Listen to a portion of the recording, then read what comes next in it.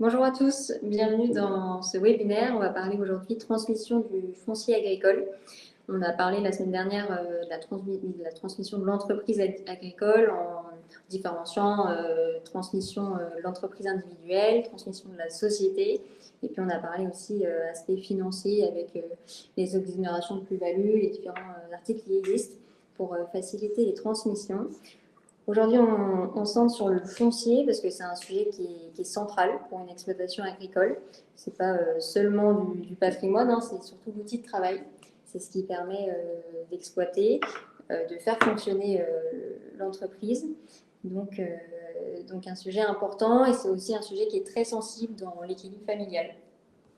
Donc pas mal de questions qui gravitent autour du foncier et qui rendent le sujet assez complexe au moment de la transmission. Et c'est vrai que nous, en tant qu'experts comptables, on reçoit nos clients et on est souvent le premier interlocuteur pour parler de transmission. Mais très vite, on touche des points comme la propriété, le foncier. Et c'est ce qui nous amène devant les notaires pour valider nos choix et nos préconisations pour le client. Donc, moi, c'est Pauline Triconnet, je suis spécialisée en bénéfices agricoles, donc pour la partie expertise comptable. Et ces webinaires, ils ont été préparés donc, avec des notaires spécialistes en droit moral. Bonjour à tous, donc moi je suis Philippine Vectin des Aubry et je suis notaire associée à Épernay, où effectivement, je pense que la quasi-totalité de notre activité est centrée autour du monde rural au sens large, agricole, viticole, aussi bien pour les questions juridiques que pour les questions fiscales. Donc, on a commencé la semaine dernière une série de présentations sur les transmissions d'exploitation. Donc, aspect financier lundi dernier. Aujourd'hui, on se concentre sur le foncier. La semaine prochaine, on traitera le droit d'exploiter. En fait, les différents risques qui peuvent exister sur le fait de ne pas anticiper. En fait, on parlera surtout de délai administratif. Et ensuite, un quatrième webinaire sur la transmission jeunes agriculteurs. On dédie un webinaire entier là-dessus parce qu'il y a des seuils qui sont particuliers pour les jeunes agriculteurs, avec des procédures spécifiques et surtout des points de vigilance pour transmettre un JA. Puis ça nous permettra aussi de mettre en pratique tous les différents points qu'on aura pu évoquer lors des précédents webinaires. Donc on se pose souvent cette question, quel avenir et pourquoi les terres sont déterminants au moment de la transmission, parce que déjà c'est une source de revenus pour le cédant qui part en retraite. Il va pouvoir vouloir conserver les terres et continuer de percevoir des fermages. Et ça peut être un complément de retraite qui est important. Au niveau de l'équilibre familial, les terres, elles jouent un rôle important parce que dans beaucoup de familles, il n'y a qu'un enfant qui est repreneur. Donc, comment on gère l'équité auprès des enfants qui ne le sont pas? La question des conjoints également. Un cédant qui part en retraite, qu'advient-il, en tout cas un cédant par exemple qui décède, qu'advient-il du conjoint? Est-ce qu'il faut continuer d'exploiter? Est-ce qu'il y aura un héritage dessus? Donc, cette question se pose aussi. Et ensuite, une question pour la reprise des enfants. Est-ce qu'ils sont repreneurs ou pas? Et dans ce cas-là, est-ce qu'ils auront le droit d'exploiter? Donc, la question du droit d'exploiter est concentrée sur la reprise des enfants. Effectivement, la question de la transmission du foncier, c'est une question qu'on aborde sur un temps relativement long. Quand on entame une réflexion autour d'un processus de transmission, vous avez une réflexion d'abord qui est menée côté cédant. Qu'est-ce que moi j'ai pensé, de quoi j'ai besoin pour vivre à ma retraite? Donc c'est ce que vous disiez Pauline tout à l'heure sur les revenus futurs. Est-ce que je peux compter uniquement sur ce fermage-là ou est-ce que j'ai besoin d'autres choses? Et je pense que Pauline, vous l'avez déjà évoqué par le passé, mais la question de savoir si dans ma transmission, je vais être uniquement sur un processus de transmission à titre gratuit ou à titre onéreux, de quoi j'ai besoin, etc. Et sur l'équilibre familial, effectivement, c'est très important. C'est une chose de déterminer qui souhaite reprendre. Est-ce qu'il y en a un? Est-ce qu'il y a plusieurs enfants? Comment est-ce que je compense? Et surtout, dans les enfants qui ne souhaitent pas reprendre, est-ce que pour autant, ils sont intéressés pour se voir attribuer un lot de terre?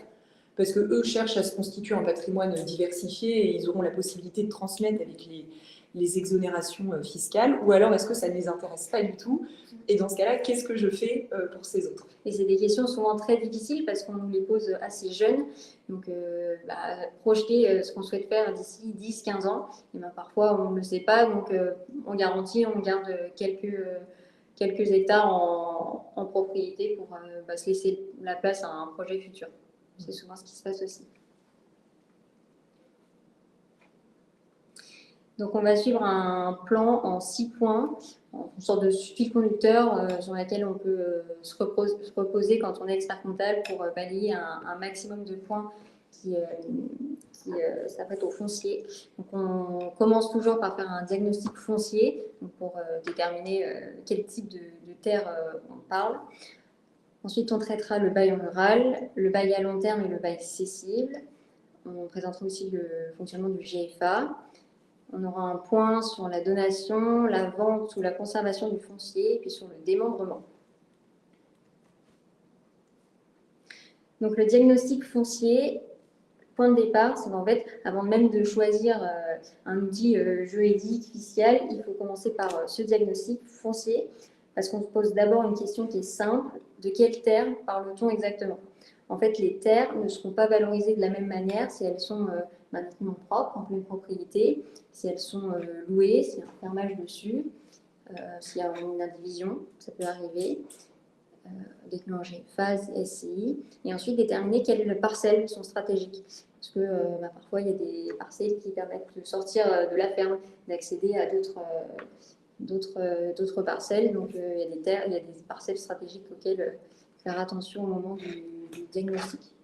Effectivement, le gros morceau du travail, lorsqu'on est sur la transmission du foncier, c'est l'audit qu'on va réaliser vis-à-vis de ce foncier. On part en général des titres de propriété et des baux des exploitants agricoles. On complète avec le relevé d'exploitation MSA. Ces trois sources nous permettent déjà d'avoir un bon aperçu du foncier. Et très classiquement, on travaille sur Excel. On se fait un gros tableau où on relate les parcelles qui appartiennent en propriété à notre exploitant agricole, en vertu de quel titre, s'ils ont acheté de la SAFER, est-ce qu'on a des cahiers des charges SAFER en cours pour lesquels il faudra obtenir l'autorisation de la SAFER. Pour les parcelles qui sont en faire-valoir indirect, en vertu de quoi? Quel type de bail? Est-ce que c'est un bail écrit? Est-ce que c'est un bail verbal? Depuis quelle date? Qu'est-ce que je risque? Est-ce que c'est un bail de 25 ans où on risque justement de m'opposer un congé à la fin du bail? Pour les indivisions, on va s'assurer de la vie familiale et de savoir ce que les autres souhaitent vis-à-vis de la transmission de ce foncier. Ce n'est pas toujours évident. Et Pauline vous parlait effectivement des parcelles stratégiques. Il y a les questions d'accès. Il y a aussi des parcelles où justement ça va nous servir entre guillemets, de mesures compensatoires vis-à-vis des autres enfants parce que on va être sur des terres qui jouxtent les habitations de la commune. Peut-être qu'un jour, ce sont des terres qui pourront devenir constructibles. Ces parcelles-là, en général, on fait en sorte que tous les enfants restent propriétaires indivis pour que tout le monde puisse en profiter si un jour on changeait de destination. Voilà. Et vous avez des parcelles aussi sur lesquelles il n'y a pas de bail, on n'est pas propriétaire, il n'y a pas de bail non plus, on les exploite depuis des années. On se rend compte en faisant une petite recherche cadastrale que le propriétaire était né en 1885, donc malheureusement il n'est plus parmi nous. La succession n'a jamais été réglée, ou elle l'a été, mais on ne retrouve pas le notaire, les héritiers. Et donc dans ce cas-là, il faut statuer aussi sur le sort de ces parcelles. Le GFA, on en parlera peut-être après. Oui, on a un point dédié au GFA. Donc le bail rural. Le bail rural, c'est la location entre le propriétaire de la parcelle et l'exploitant. C'est ce qui permet à l'exploitant de pouvoir justement faire usage des terres. Donc pourquoi le bail rural est-il si important? Parce que la question qu'on doit se poser, c'est toujours qui pourra exploiter demain. Et pour exploiter, il faut avoir le droit de le faire, c'est ce que permet le bail. Et surtout, dans de nombreuses exploitations, la majorité des surfaces, elles sont louées. Par exemple, une exploitation de 200 hectares qui en loue 160, et au moment de la transmission, c'est quand même un sujet qui est assez sensible parce que si les baux ne se poursuivent pas pour le moment de la transmission, et ben, la viabilité de l'exploitation est complètement remise en cause. Donc le bail rural, c'est un vrai actif stratégique sur lequel on ne joue pas du tout. On s'appuie énormément des conseils des notaires à ce moment-là parce que c'est le point le plus sensible. Ouais, alors comme disait Pauline, dans notre analyse, déjà on récupère tous les baux, ça c'est certain, et on les analyse. On regarde de quel type de bail je parle. Est-ce que c'est un bail à ferme de 9 ans? Est-ce que c'est un bail rural à long terme? S'il est à long terme, quel type de bail à long terme je parle? Est-ce que c'est un bail de carrière qui est intimement lié à la personne de l'exploitant agricole? Est-ce que c'est un bail rural à long terme de type 18 ans ou de type 25 ans? Je n'ai pas le même droit au renouvellement à l'issue du bail. Et donc, comme vous disiez Pauline, le bail, c'est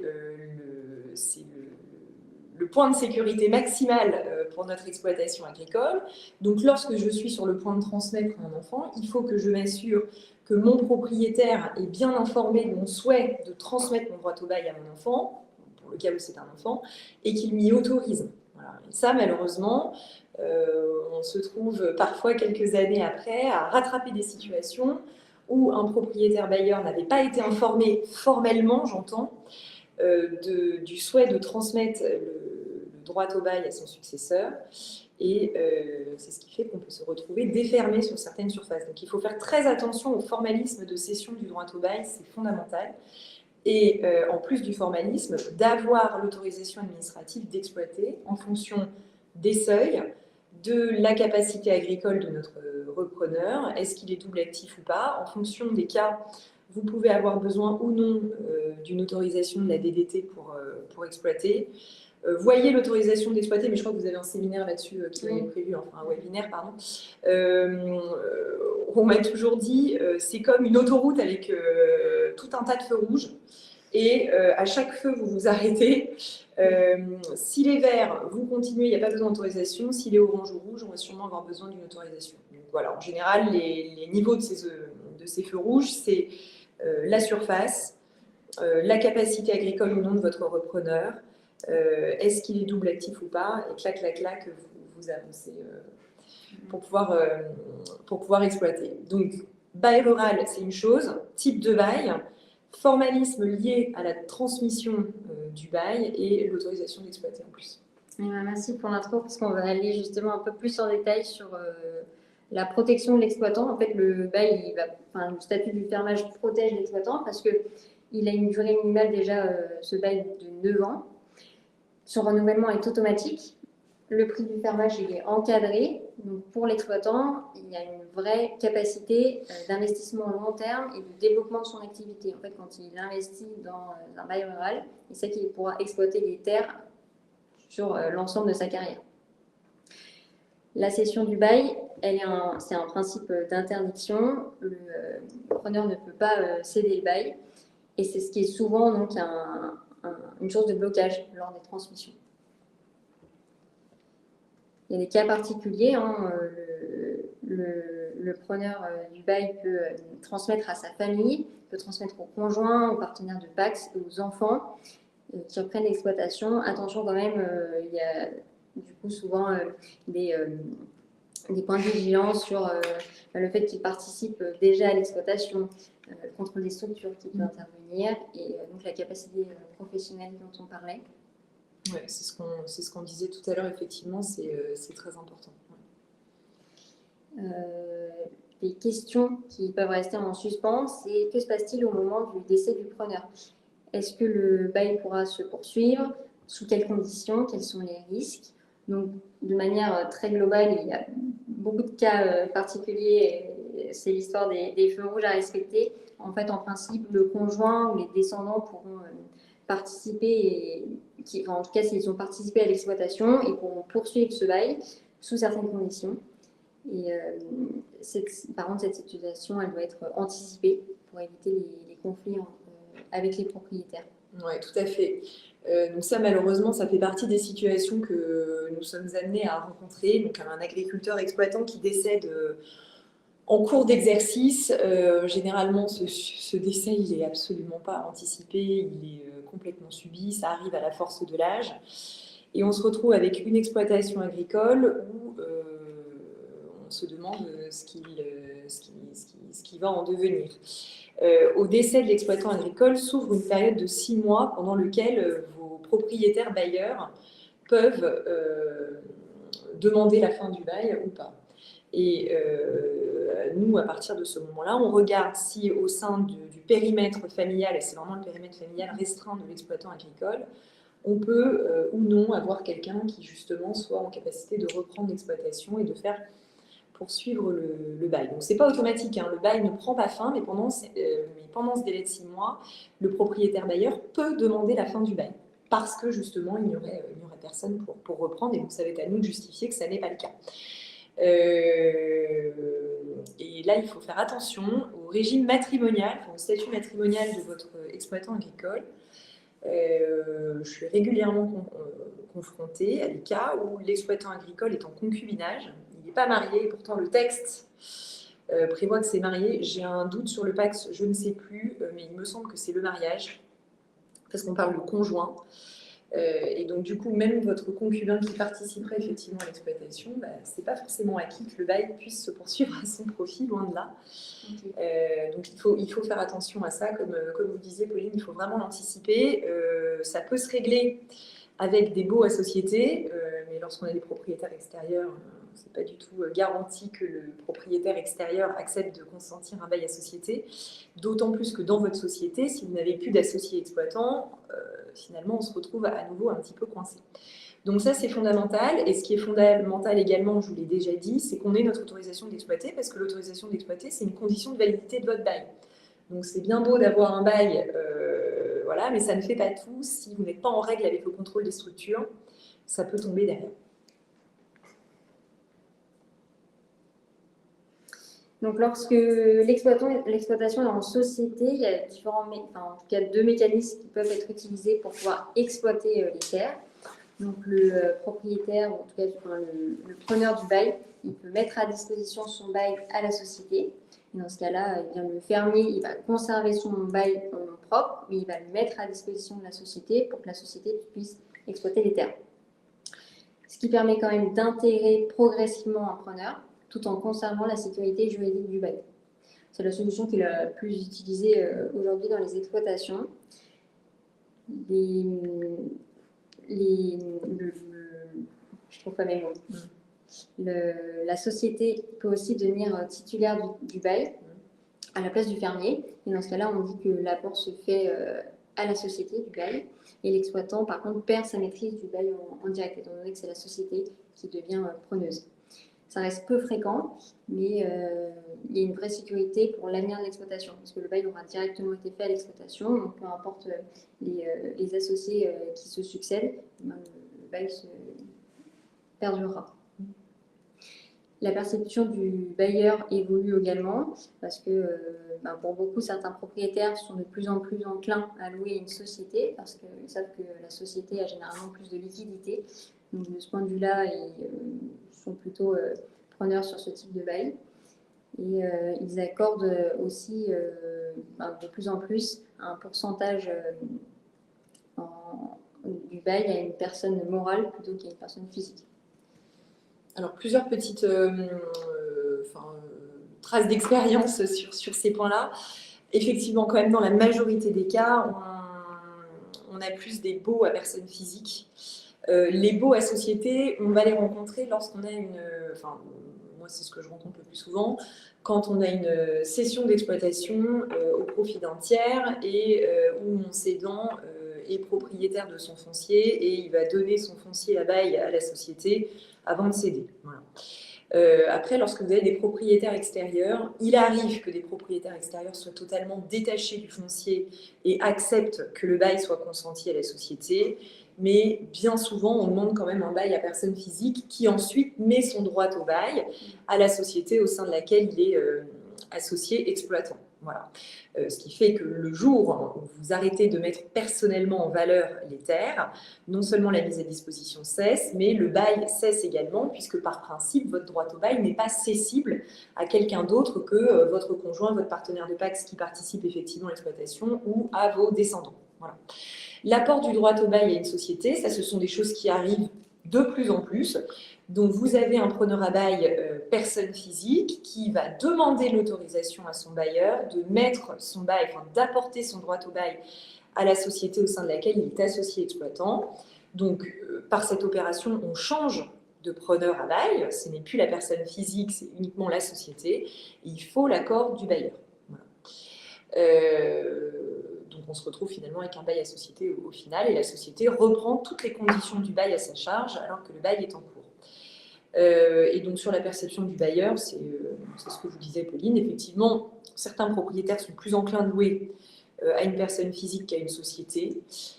Ça dépend des cas. Parfois, on a des baux à copreneurs, donc personne physique, société. Ça reste quand même rare statistiquement. On a soit le bail à personne physique qui est mis à disposition de la société, soit des baux à société. Ensuite, le bail à long terme, le bail cessible. Donc, pour le bail à long terme, ça donne une vraie visibilité sur le long terme, forcément, parce qu'il y a une durée minimale de 18 ans, voire 25 ou plus. Alors, il y a différents types de baux à long terme. C'est une durée qui offre au preneur donc, la visibilité, et surtout, il y a des avantages pour le propriétaire et pour le preneur. Parce que le cédant, il va conserver la propriété des terres, les revenus, donc, qui sont issus du fermage.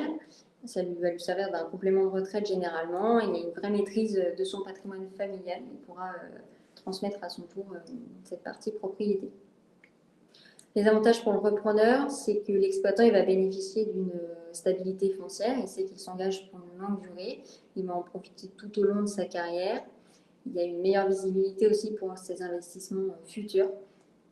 Et une plus grande facilité d'accès au financement bancaire parce que le bail à long terme, c'est quelque chose de fiable et bien vu du point de vue des banques.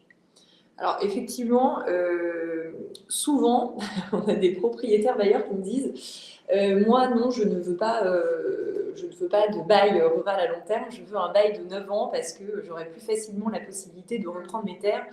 C'est faux et archi faux. Je pense que le bail le plus à long terme qui soit, ce soit justement le bail à ferme de 9 ans. Mais voilà. Le bail rural à long terme, finalement, sur des surfaces quand même importantes, c'est un bail qu'on rencontre de plus en plus. Côté propriétaire bailleur, effectivement, vous allez pouvoir bénéficier d'un fermage majoré. Alors, on ne va pas non plus chercher dans des sommes très importantes, mais ça permet de valoriser quand même un petit peu mieux son foncier. Côté repreneur, effectivement, le fait de reprendre une exploitation agricole avec la garantie que pendant 18 ans, on ne pourra pas le mettre dehors, voire 19, 20, 21, 22, 23, 24 et plus, en fonction de ce que l'on négocie avec son cédant, ça peut être avantageux et ça permet de s'assurer une bonne partie de sa carrière sur le foncier et c'est très important. Et côté propriétaire, oui, c'est ça que je voulais vous dire, le bail rural à long terme vous permet aussi de transmettre vos terres avec les bénéfices des exonérations fiscales. Donc ça, en général, c'est un argument qui emporte quand même facilement l'adhésion du propriétaire puisque vous avez l'exonération quasi systématique parce que maintenant on est sur des sommes extrêmement importantes. Vous avez l'exonération de 75% de la valeur de vos terres données à bail rural à long terme. Donc, vous n'êtes taxé que sur 25% à condition de conserver vos terres pendant une certaine durée. Donc, plus les montants sont importants, plus vous devez conserver longtemps. Je passe sur le détail, mais ça permet quand même de transmettre un gros volume en exonération. Conjugué au pacte Dutreil sur les parts de société ou sur l'entreprise individuelle, effectivement, c'est très important. Le bail cessible, je pense qu'on va en parler maintenant. On vient tout de suite. Voilà, alors le bail cessible, il est né en 2006 d'un constat, c'est qu'on ne peut pas valoriser l'exploitation agricole comme on valoriserait une entreprise classique, une entreprise commerciale, un fonds de commerce, etc. Donc le bail cessible, il a été créé justement pour remédier à cela et pour conférer, contrairement aux autres baux, le droit de le transmettre et le droit de monnayer la transmission de son droit au bail. Par nature, un bail rural à ferme de 9 ans ou un bail rural à long terme qui soit de 18, de 25 ou de carrière. D'ailleurs, je ne sais pas, on a un slide après pour les différents types de baux de ruraux à long terme ou pas? Ah non. D'accord, j'en reparlerai peut-être un petit peu. On n'a pas la possibilité de le transmettre autre, ce que je vous disais tout à l'heure, qu'à son conjoint, à son partenaire de PACS ou à ses descendants qui remplissent les conditions pour pouvoir exploiter. Donc, votre droit au bail cessible, non seulement c'est un bail rural à long terme, donc de plus de 18 ans. Donc vous pouvez, en tant que propriétaire bailleur, le consentir avec un fermage là aussi majoré. Ça peut aller jusqu'à plus 50% de fermage, donc c'est très intéressant. Et côté exploitant, il a la possibilité de céder son droit au bail lorsqu'il cédera son exploitation à qui il le souhaite. Voilà. Alors, il y a un formalisme quand même de prévenance du propriétaire bailleur qui a la possibilité pendant 2 mois de s'opposer à la cession, mais il ne va pouvoir s'y opposer que pour de bonnes raisons qu'il devra faire valoir devant le tribunal paritaire des baux ruraux. Et en général, c'est parce que votre exploitant ne paye pas ses fermages. Vous pouvez y mettre un terme s'il ne paye pas un terme de fermage, je crois, alors que c'est 2 pour les autres baux. Ou alors parce qu'il n'a pas l'autorisation d'exploiter ou qu'il ne met pas correctement en valeur votre fonds, mais autrement, il n'y a pas de possibilité de s'y opposer. Donc, on fait systématiquement intervenir le propriétaire bailleur lors de la cession du droit au bail cessible, mais par principe, il ne peut pas s'y opposer. Les propriétaires bailleurs se disent toujours mince. Si je donne mes terres en bail rural à long terme cessible, je n'en reverrai jamais la couleur, je ne pourrai jamais reprendre. Alors, ce n'est pas tout à fait vrai, parce que contrairement à un bail classique, hormis le bail rural à long terme de 25 ans, vous pouvez délivrer congé au terme. Le bail rural à long terme cessible hors du cadre familial vous permet 18 mois avant la fin du bail, ou 18 mois avant la fin des renouvellements, qui sont de 9 ans, vous avez la possibilité de délivrer congé à votre preneur sans raison valable. La seule condition, c'est que vous allez devoir l'indemniser. Et là, on arrive dans une zone un petit peu occulte de nos baux ruraux à long terme cessibles, parce que les baux ruraux à long terme cessibles, étant nés en 2006, mais n'ayant pas eu tout de suite un succès foudroyant, les premiers baux ruraux à long terme cessibles prennent fin ou viennent de prendre fin. Et on ne sait pas tout à fait comment calculer cette indemnité, parce que le texte dit qu'il faut permettre au preneur de se réinstaller ailleurs. Donc la question c'est, est-ce que si j'indemnise, je dois lui racheter une ferme ailleurs? Voilà, donc ça on a quand même une petite question.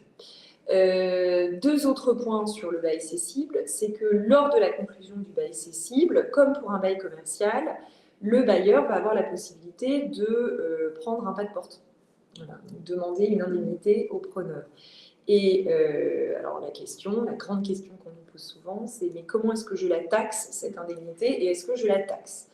Donc on n'a pas la réponse, il n'y a pas eu de rescrit de fait à l'administration fiscale, évidemment personne n'ose y aller, parce qu'on craint un peu tous la réponse, mais il y a deux positions. La question c'est est-ce que je demande à ce que l'on me verse une indemnité compte tenu de la dépréciation qui va être apportée à mon fonds agricole, à mes terres, par la conclusion de ce bail cessible, et dans ce cas-là, par principe, l'indemnité n'est pas taxable. Ou alors, est-ce que ce pas de porte finalement constitue un complément de loyer, un complément de fermage, et auquel cas il serait normal que je sois soumis au revenu foncier. Donc là, il y a deux possibilités. Et ensuite, lorsque le preneur cédera lui son droit au bail, effectivement, il valorisera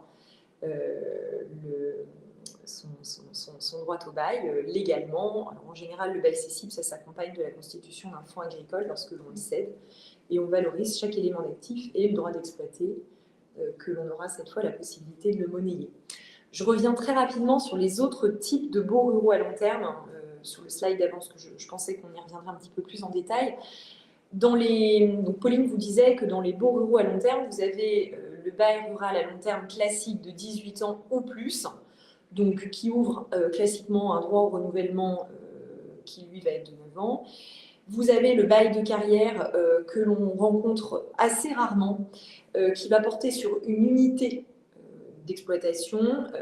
Et ce bail de carrière va permettre au preneur de faire toute sa carrière sur le fonds et le bail prendra fin lorsqu'il partira en retraite. Donc c'est un bail qui est vraiment conclu in tutu personné et qui pose certaines questions en matière de transmission du bail à ses descendants, etc. et de congés. Et vous avez enfin les baux de type 25 ans avec deux branches dans ces baux type 25 ans. Vous avez le bail rural sans clause de tacite reconduction, donc c'est un bail ferme. Au bout de 25 ans, il s'arrête et s'il se poursuit, si vous continuez à percevoir des fermages, en fait, vous aurez un nouveau bail verbal qui se sera conclu dessus. Donc, c'est un bail sur lequel il faut être vigilant et bien penser à récupérer les terres à l'issue du bail. Et vous avez le bail de 25 ans à long préavis. Donc, à l'issue des 25 ans, le bail se reconduit d'année en année, avec la possibilité pour le propriétaire bailleur de délivrer congé à tout moment, avec un délai de prévenance de 4 ans. Voilà. Et ce sont des baux, bien évidemment, où vous avez la possibilité de percevoir un fermage majoré, c'est ce que je vous disais tout à l'heure, et la possibilité pour le propriétaire de transmettre avec les exonérations Bourreau à long terme. Voilà pour ce rappel. Eh ben, c'est plus qu'un rappel, merci pour ces compléments. On passe au GFA, donc un groupement foncier agricole. En fait, c'est une société civile qui va permettre de regrouper tout le foncier dans une société et de séquencer donc, le patrimoine en parts sociales. Le gros avantage, c'est au moment de la transmission, parce qu'on va transmettre des parts et non des parcelles à titre nominatif. Donc, pour la question de ce qui est la valeur, certaines parcelles plus tard, la question ne se pose pas parce que chacun aura un pourcentage de parts. C'est l'avantage de ce GFA. Par contre, attention, on cloisonne quand même la société en parts. Donc, ça veut dire qu'en fonction de ce que souhaitent faire les associés, eh bien, il peut y avoir des blocages dans le futur. On a des cas pratiques qui arrivent pour justement mettre en lumière les blocages possibles et les avantages. Alors, plein de choses à dire sur le GFA. Donc, le GFA qu'on rencontre le plus fréquemment, c'est le GFA non exploitant. C'est celui qui vous permet de bénéficier, comme pour les parcelles données à bail rural à long terme, des exonérations fiscales des 3/4 de la valeur des parts sociales transmises sous condition de durée de détention. Le GFA, nous, on entend un peu de tout là-dessus. On a des personnes qui sont pro-GFA, justement parce que ça permet d'assurer la maîtrise d'un foncier dans son ensemble, dans une enveloppe sociétaire, une personne morale qui est constituée et justement pour la préservation de ce foncier. Et on a d'autres personnes qui se disent, alors en général c'est ceux qui n'exploitent pas, et qui disent moi finalement je suis coincée dans ce GFA, personne ne veut me racheter mes parts, et en plus de ça, si je les revends, je vais les revendre pour une valeur plus faible parce que qui voudrait de quelque part d'un GFA, à l'exception des autres associés ou à l'exception de l'exploitant agricole. Donc ça, en général, c'est un sujet qu'on aborde bien en amont de constituer ce GFA. Il faut vraiment emporter l'adhésion de tous pour ne pas justement se retrouver coincé ou qu'il y ait une mauvaise communication ou des rancœurs après et qu'on regrette d'avoir constitué un GFA. Point d'alerte avec votre GFA, c'est que pour qu'il conserve fiscalement toute sa force pour les exonérations de l'euro à long terme, dans notre audit de foncier dont je vous parlais tout à l'heure, il faut absolument s'assurer de tout ce dont le GFA est propriétaire et vérifier que toutes vos parcelles agricoles soient données à bail rural à long terme. Donc, surtout pas de baux amphithéotiques dans votre GFA. Et là, c'est vraiment un sujet qui est majeur. On rencontre très souvent des sociétés avec un petit bail amphithéotique qui traîne parce que certaines terres auraient été transformées en carrière et donc du coup on aurait fait de l'extraction de substrat, de sable, je ne sais pas quoi, et on a un bail amphithéotique dans notre GFA qui pourrait nous faire perdre toutes les exonérations sur l'intégralité des parts. C'est vraiment fondamental ce que je vous dis. On a aussi nos fameuses antennes relais très souvent, des agriculteurs nous contactent en disant est-ce que vous pouvez relire notre bail avec Orange, avec SFR, avec Bouygues, etc. Pour la pose d'une antenne relais et on ne pense pas au préalable à sortir la petite parcelle de 60 mètres carrés du GFA et ça peut être très dangereux. C'est une question qu'on rencontre de plus en plus avec les sujets d'agrivoltaïsme naissant sur lesquels on consulte énormément. Bien souvent, les terres sont en GFA et il faut avoir l'alerte de se dire attention, si mon projet se formalise, donc au stade de la promesse de bail emphytéotique, c'est pas très gênant. Mais si par contre mon projet est sur la voie de se concrétiser, il faudra absolument que je sorte mes terres du GFA. De deux manières, soit le GFA vend les terres, par exemple à une société civile immobilière constituée entre l'exploitant et les autres frères et sœurs qui souhaiteraient bénéficier de ces revenus complémentaires, soit que au profit de l'exploitant, enfin bref, on adapte, soit au moyen d'une réduction de capital social. Votre réduction de capital social, vous ne pourrez pas la faire lorsque vous aurez une transmission de parts récente, parce qu'encore une fois, les parts, vous êtes censé les détenir pendant une certaine durée, minimum 5 ans. Donc si on fait une réduction de capital social et qu'on annule les parts, ça va mal se passer au niveau fiscal. Vous pouvez encore procéder à une vente du foncier du moment que vous ne videz pas le GFA de sa substance. Donc les ventes de foncier, c'est quand même censé rester ponctuel parce que vous pourriez faire perdre au GFA son intérêt même, si vous voulez. Et dans ce cas-là, ça peut aussi s'accompagner d'une dénaturation du GFA et une perte des exonérations fiscales. Voilà, moi, je suis un peu en train de m'étendre sur le GFA, mais c'est vraiment très important. Donc, on vérifie ce dont le GFA est propriétaire, on s'assure que tout est bien donné à bail rural à long terme à partir du moment où c'est un caractère agricole et attention aux autres baux qui pourraient y avoir dans le GFA et notamment les baux amphithéotiques que vous pouvez rencontrer en matière d'agrivoltaïsme. Voilà. Alors côté exploitant agricole, le GFA c'est extrêmement protecteur parce que ce sera assez difficile de reprendre des terres ou de délivrer congé à la fin. Et en général, notre exploitant agricole, il est lui-même associé du GFA et en général, les statuts sont rédigés de telle manière que l'exploitant agricole pourra, c'est pas systématique, mais les vieux statuts, souvent, c'est rédigé dans ce sens-là.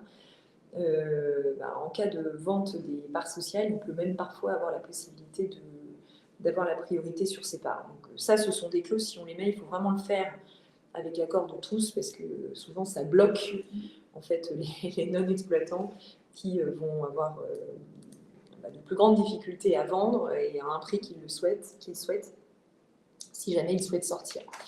Et enfin, dernière chose, Pauline disait que le GFA permettait d'avoir des lots bien distincts à transmettre. Donc, on ne transmet pas des codes parts de terre, etc. On transmet un nombre de parts de GFA. Donc, en matière de donation-partage, c'est intéressant parce qu'il y a un véritable partage sur la masse des biens transmis. Par contre, attention, et je ne l'ai eu pas plus tard que la semaine dernière, j'ai eu à gérer des situations dans lesquelles les parents étaient décédés sans avoir transmis préalablement les parts aux enfants. Et en fait, aujourd'hui, j'ai une indivision sur les parts de GFA. Donc, intérêt de l'opération 0. Et les copropriétaires, les co-indivisaires, qui sont nombreux, parce qu'ils étaient près d'une dizaine d'enfants, souhaitent sortir du GFA. Donc, je ne suis pas du tout dans mes statuts parce que je n'ai pas de problème d'opération de retrait, d'agrément préalablement à la cession, puisque ce sont toutes mes parts sociales qui sont en division. Donc je suis dans une problématique de partage et non pas du tout de vente de mes parts sociales. Et là, il faut l'accord de tout le monde. Il faut que l'exploitant soit d'accord pour racheter 8 dixièmes du GFA, donc on parle de montants quand même importants. Il faut être d'accord sur les valeurs, c'est pas simple. Donc voilà, encore une fois, si on s'embarque dans un GFA, bien s'assurer de transmettre nominativement à chacun un certain nombre de parts et que tout le monde soit d'accord avec ce schéma. Donc on avait repris les slides d'une précédente présentation sur le GFA, sur la constitution, le fonctionnement, mais c'est plutôt très théorique, donc on ne va pas revenir là-dessus. Il y a un webinaire qui est dédié. Par contre, on va reprendre les cas pratiques où on mettait en avant le fait de créer ou non un GFA. Donc si on prend le cas de l'ERL Durand, qui est détenu à 50-50 par les parents, chaque parent détient 80 hectares de terre en propre qu'ils mettent à bail à la société. Et la question qu'il se pose, c'est est-ce qu'il y a un avantage à transmettre en direct ou est-ce qu'il faut créer un GFA? Donc, si les parents font le choix de transmettre en direct, bah déjà, il y a un avantage, c'est que les terres restent du patrimoine privé. Il n'y a aucune modification de statut, étant donné qu'on passe de privé à privé, s'ils transmettent directement aux enfants. Il n'y a pas de fiscalité d'apport, il n'y a aucune création de société. Et surtout, s'il y a un problème d'entente entre les enfants, eh bien, chacun a son patrimoine. Il n'y a pas de blocage 50-50 que pourrait causer la société. À condition que je transmette des lots distincts de terres à chaque enfant. Oui, exactement. Le problème, c'est qu'il faut quand même nommer la parcelle et qu'il y a une question de la valeur future qui se pose. Exactement. Et je me permets juste de compléter, Pauline. Si on veut transmettre avec les exonérations baux ruraux à long terme, soit le bail est conclu au nom de la société parce que les parents, eux, étant propriétaires, ils n'ont pas d'autre choix que de transmettre avec un bail rural. Enfin, ils n'ont pas d'autre choix de leur vivant que de faire un bail rural à leur société. Ce qu'on conseille d'ailleurs très généralement, parce qu'en cas de décès sans anticipation, on est heureux d'avoir un exploitant agricole avec ses terres personnelles données à bail rural à la société pour bénéficier des exonérations. Après, lors d'une transmission, souvent, ça c'est une réflexion qu'on se repose et on voit si finalement le bail, on le refait pour le donner aux repreneurs personnes physiques plutôt que de le maintenir à la société pour les questions que l'on disait tout à l'heure.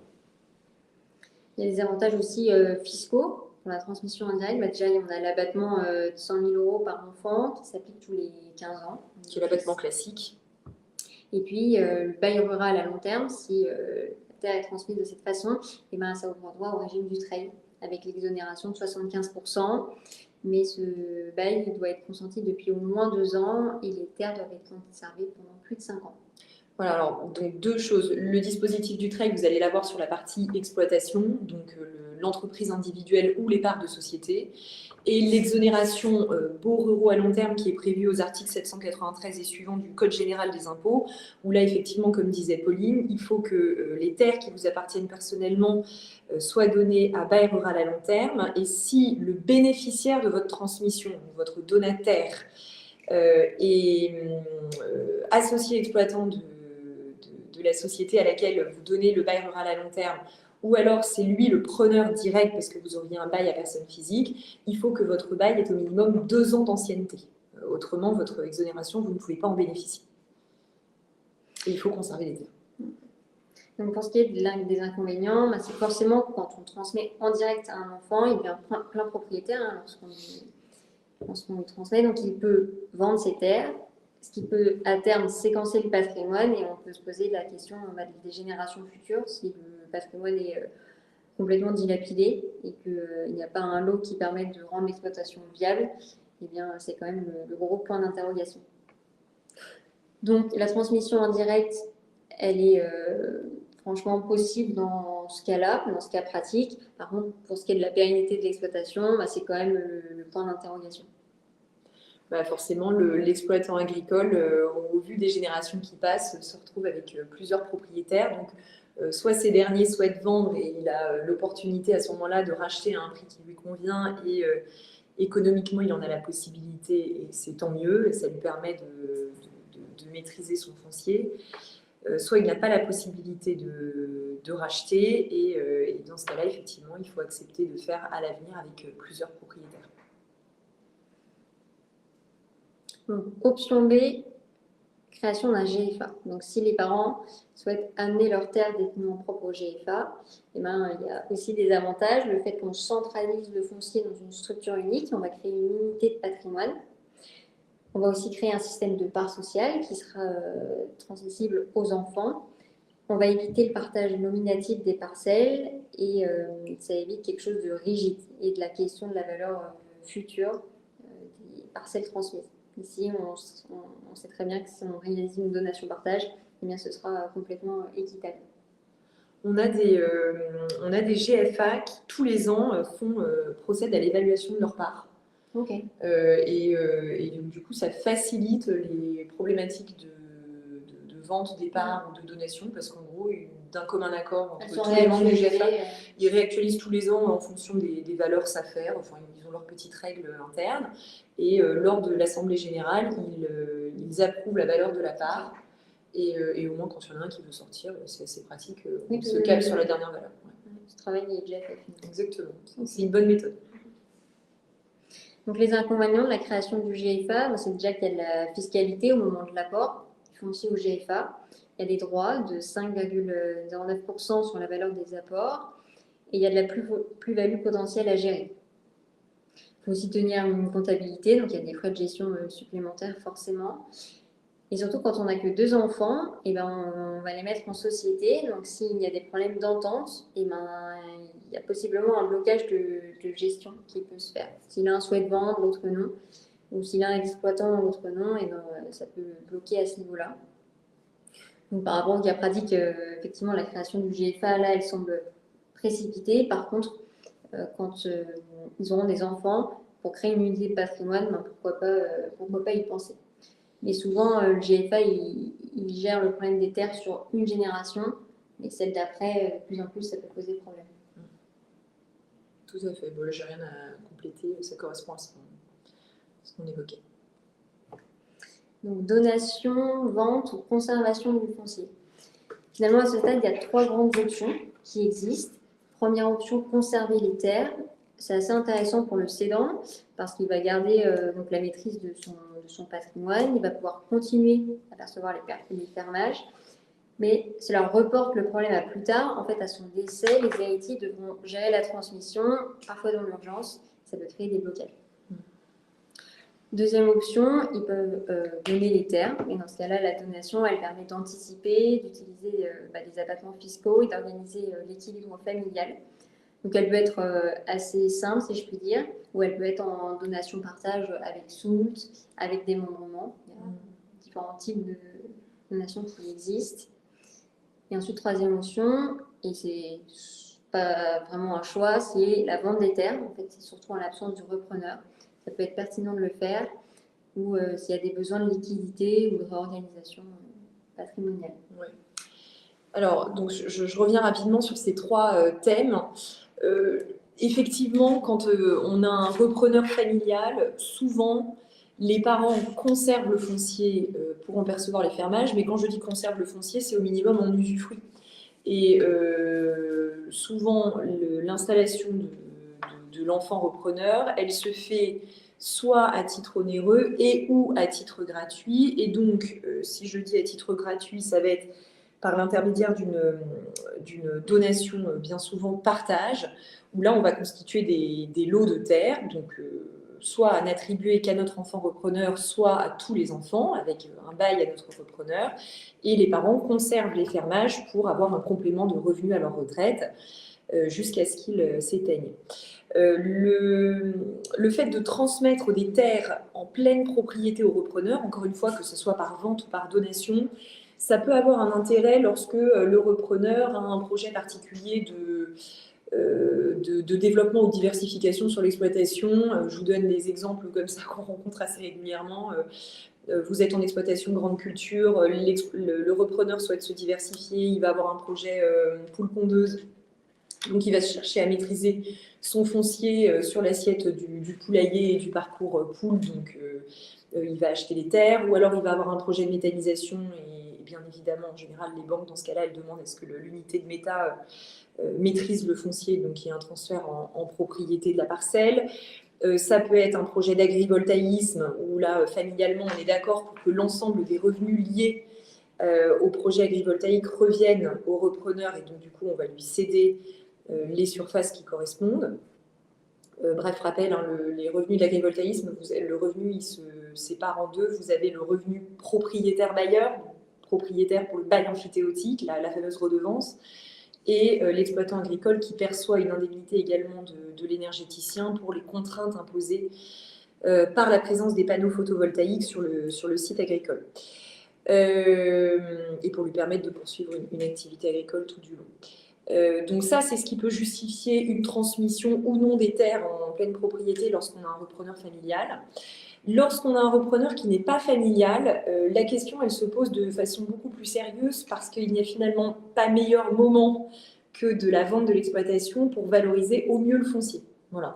Alors, ça peut éventuellement être précédé d'une vente des terres à la société preneur à bail, de façon à ce qu'on ne cède qu'une unité et 100% des parts sociales, etc. Et là, dans ce cas-là, on a une vraie réflexion. L'agriculteur cédant peut se dire, bah, finalement, moi, je préfère avoir un capital que j'investis dans ce que je souhaite et ne pas rester avec ces terres parce que j'ai l'assurance qu'aucun de mes enfants ou de mes petits-enfants ne voudront reprendre, que les enfants leur ont confirmé, qu'ils sont d'accord avec ce processus de transmission et ce qui nous permet de valoriser au mieux. Ça, c'est une réflexion très importante que l'on a lors de la cession de nos exploitations agricoles, qui peut éventuellement être précédée d'une donation aux enfants pour purger les questions de plus-value. Voilà. Ce sont ensuite les enfants ou même les petits-enfants par le truchement d'une donation-partage transgénérationnelle qui vendent au moins la nue propriété et les parents usufruient, mais ça nous permet de faire économiser certaines sommes au niveau de l'impôt de plus-value. Voilà.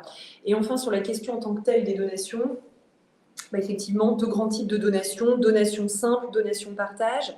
La donation partage, elle a le mérite, comme elle porte son nom, de partager les biens du défunt, l'idée étant de ne jamais revenir dessus. Donc à partir du moment où tous vos héritiers réservataires, donc tous vos descendants, enfin non, c'est même pas héritiers réservataires, c'est vos présomptifs héritiers, je me suis mal exprimée, interviennent à la donation partage, qu'ils reçoivent tous un lot, qu'ils acceptent, on bénéficie de l'article 1078 du Code civil qui va figer les valeurs au jour du décès. Et donc, au décès du donateur, pour le contrôle de la réserve héréditaire et de la quotité disponible, on reprendra nos valeurs, mais en date donation-partage.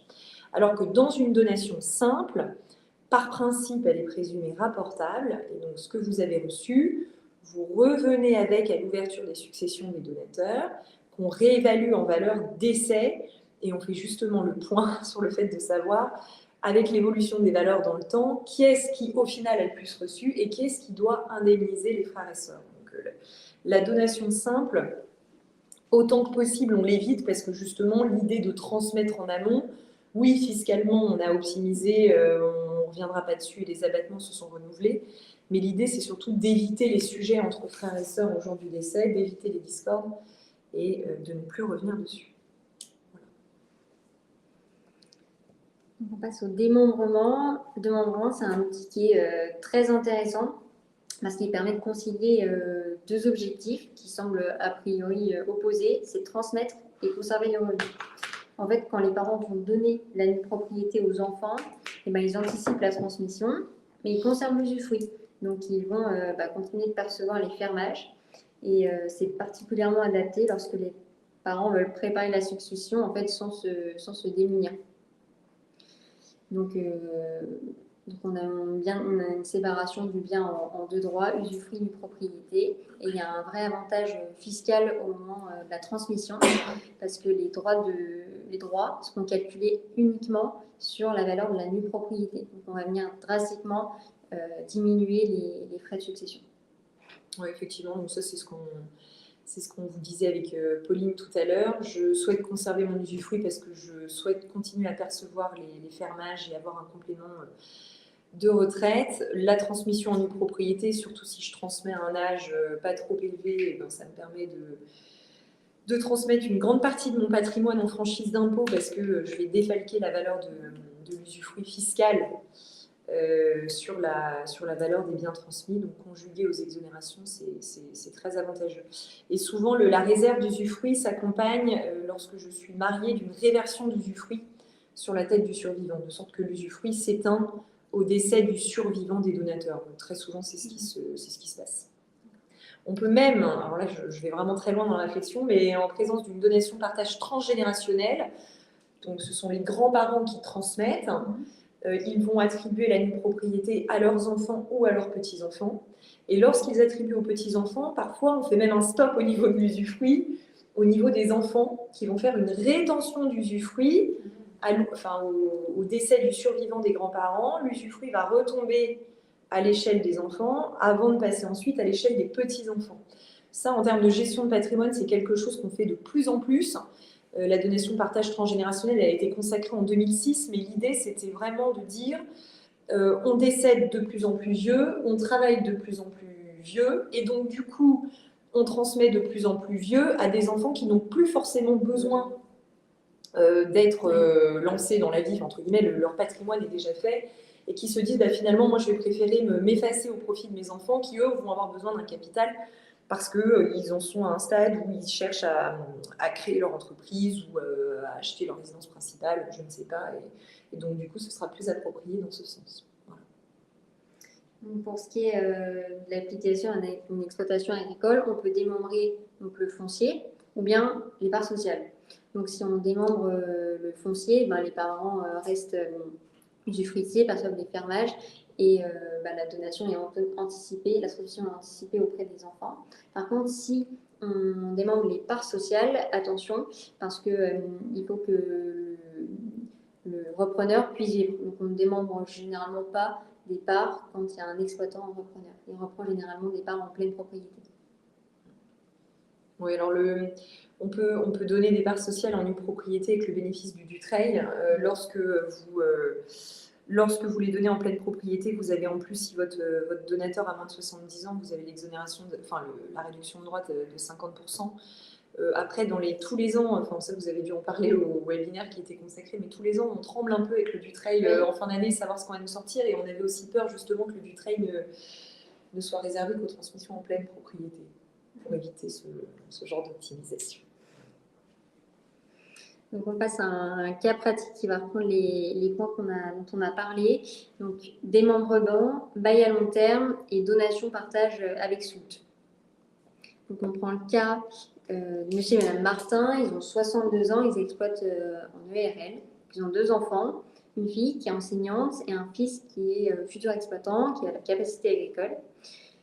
Leur objectif, ils en ont plusieurs d'ailleurs, ils souhaitent transmettre à 50-50 le foncier, ils veulent transmettre l'ensemble des parts aux futurs exploitants, ils veulent conserver un revenu pendant quelques années et surtout éviter les conflits entre leurs enfants.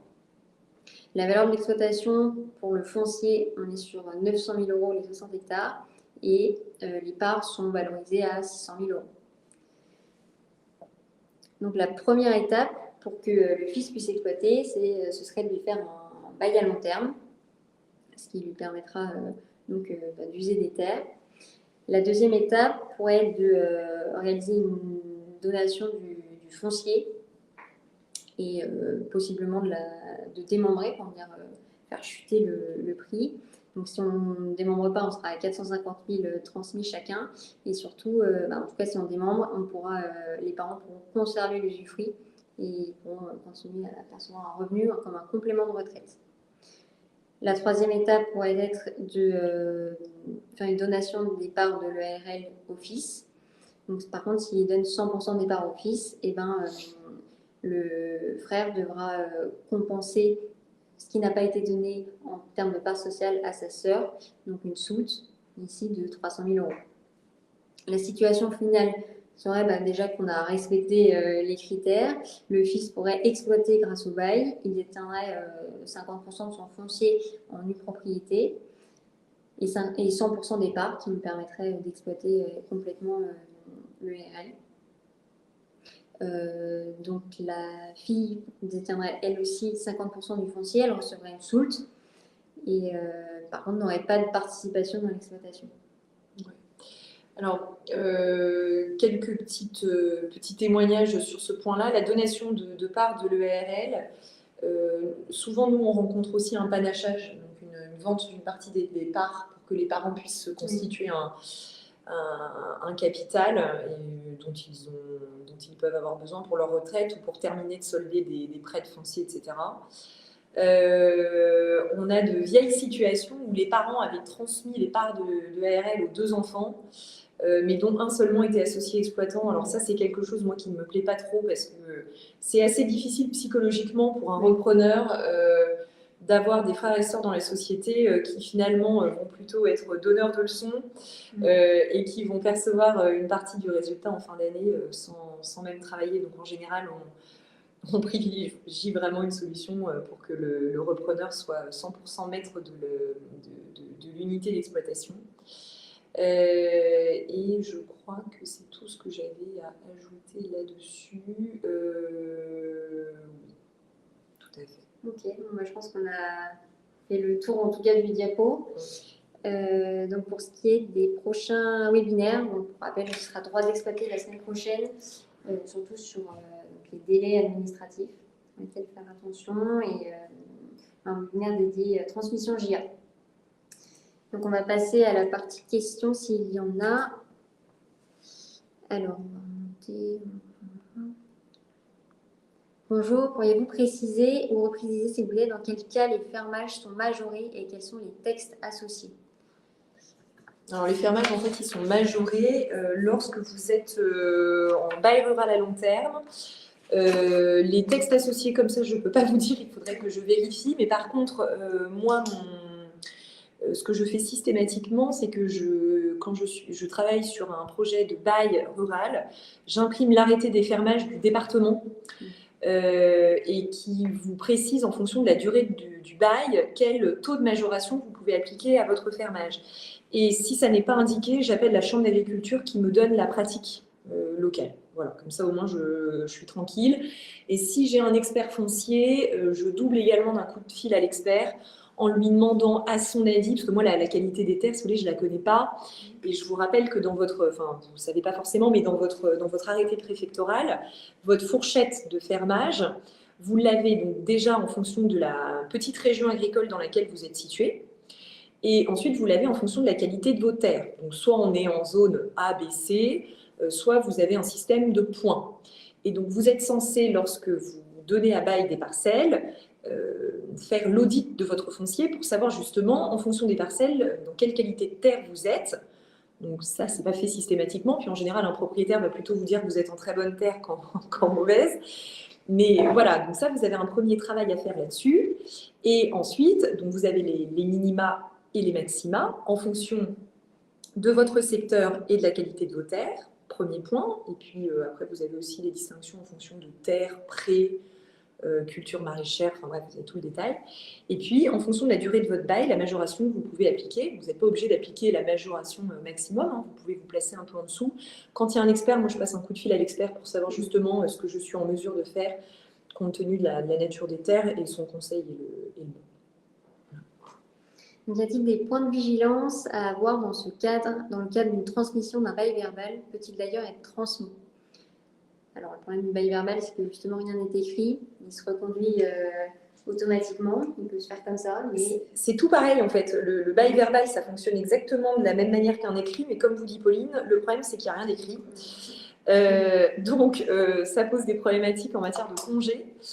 Et sur la transmission, oui, en fait, vous êtes censé, en tant qu'exploitant en place, d'aller voir votre propriétaire, de présenter votre successeur, donc, qui par principe sera quelqu'un de votre famille, puisqu'autrement vous ne pouvez pas transmettre, justifier de sa capacité à exploiter et obtenir son accord.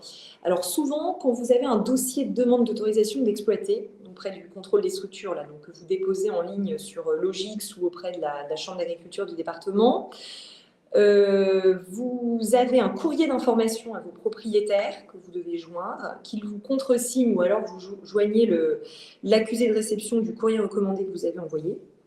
Et c'est ce qui justifie justement déjà qu'il a été informé. Après, moi, je vous conseille pour un bail verbal de vous assurer en plus de son consentement à la transmission, quitte même à essayer de voir s'il serait d'accord pour vous consentir un bail écrit. On a toujours peur en tant que propriétaire à consentir un bail écrit parce qu'on se dit « Oulala, je vais perdre la maîtrise de mon foncier », mais c'est faux, ça fonctionne exactement pareil qu'un bail écrit qui soit sous seing privé, notarié, ou que ce soit un bail rural à long terme authentique. Et ça permet juste de s'en assurer la preuve. Et au contraire, pour moi, côté propriétaire, c'est encore plus sécurisant parce qu'on a des dates en face et que si on a besoin d'exercer un congé pour reprise, on sait à quelle date on doit le faire. Donc, on lit que le GFA peut également être utile pour des investissements financiers et non seulement pour des successions. Pouvez-vous développer ce point? Et ben, en fait, concrètement, comme le GFA, il ne nécessite pas forcément d'avoir une capacité d'exploiter. Ça veut dire que ça ouvre le droit à des investisseurs extérieurs de venir faire des placements en foncier. Et on voit de plus en plus le cas des investisseurs extérieurs pour venir financer le prix des terres qui sont de plus en plus élevés. Alors effectivement, ça c'est un sujet sur lequel nous à l'étude on est régulièrement consultés.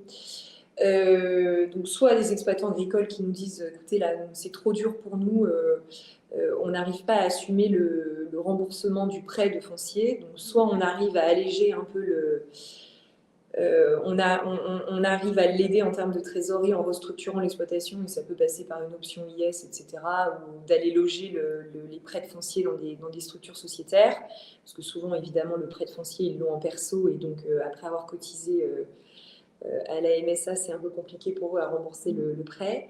Soit justement, ça peut passer par le truchement de GFA, et on va faire intervenir des investisseurs. Donc ça peut être des investisseurs privés ou alors ça peut être des professionnels, et ça on en a de plus en plus, qui justement alors, soit constituent des GFA, soit viennent racheter des parts de GFA, mais souvent ils les constituent. Et le GFA, c'est lui qui est propriétaire et qui va donner à bail rural à long terme à l'exploitant. Donc soit c'est fait à la demande d'un exploitant agricole qui ne s'en sort plus, qui a un petit coup dur à passer, soit c'est fait dans le cadre d'une vente de ferme, et ce sont justement des investisseurs qui viennent en support.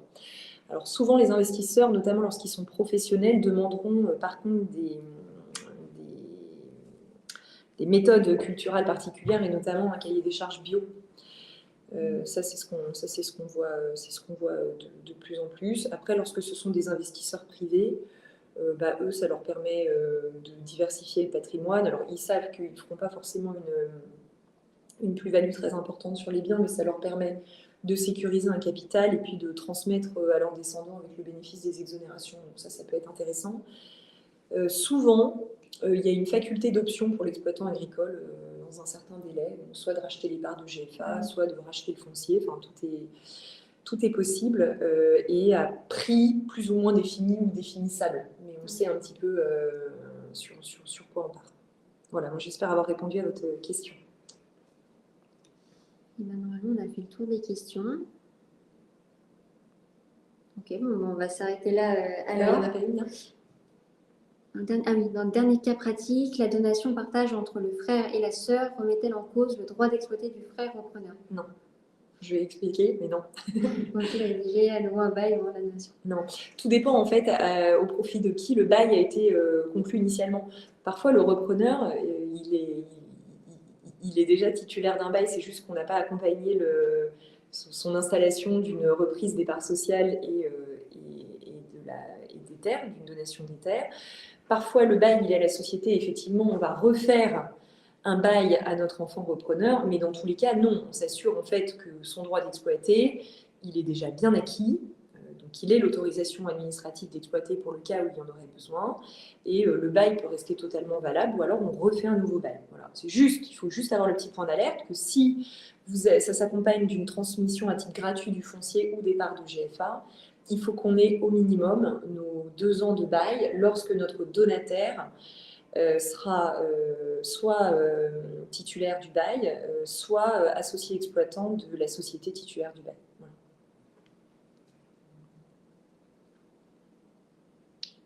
Voilà, on a répondu à tout le monde. Le prochain webinaire, donc le 29, ce sera le prochain. Voilà. Oui, merci pour votre écoute. Merci à Philippine pour tous ces détails. Et on vous dit à la semaine prochaine. Bonne journée à tous, au revoir. Bonne journée, au revoir.